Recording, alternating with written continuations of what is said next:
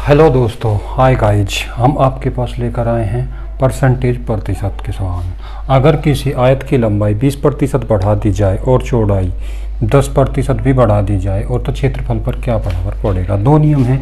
20% का अर्थ है 20% यानी कि 20/100 यानी कि 20 दो एकम 2 2 पंजे 10 यानी कि 1/5।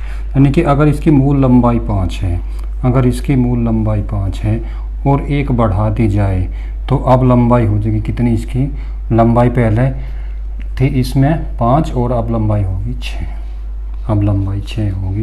पहले अब मूल लंबाई थी कितनी 5 और लंबाई अब बढ़ गई 5 का 20% 1। तो 5 का 20% अगर लंबाई बढ़ गई 1 तो 5 का 20% लंबाई होगी 6। फिर क्या, अगर इसकी चौड़ाई 10% बढ़ा दी जाए। 10% का अर्थ है 10/100। 10 एकम 10 10/100 1/10। यानी कि उसकी जो चौड़ाई है मूल चौड़ाई वो थी कितनी 10 और अब चौड़ाई होगी कितनी 10 का 10% होगा 1। तो अब चौड़ाई बढ़ गई 10 और जमा 1 10 और 1 11 चौड़ाई होगी। तो अब इसका क्षेत्रफल कितना होगा। क्षेत्रफल पहले कितना था 5 2.5 50 था पहले क्षेत्रफल। अब 11 छिका 66 हो गया। अब बढ़ा कितना 6 और 6 में तो 5 गया 1 16 बढ़ गया। 16 पर बढ़ गया कितना 50 का 16 बढ़ गया गुना 100। 50 दूनी 100 16 दूनी 32% उसका क्षेत्रफल बढ़ जाएगा। दूसरा तरीका यूँ है, या सूत्र लगा लो x + y + xy और बटे 100। x का मतलब 20% और y का मतलब 10% प्लस 20 गुणा 10 और बटे 100। 20 और 10 कितना हो गया 30% प्लस 20 दाम 200 और बटे 100। 0 तो 0 कट गई 30% यो और 2% यो। एक तरीका यो 30 और 2 32% इसका क्षेत्रफल बढ़ जाएगा।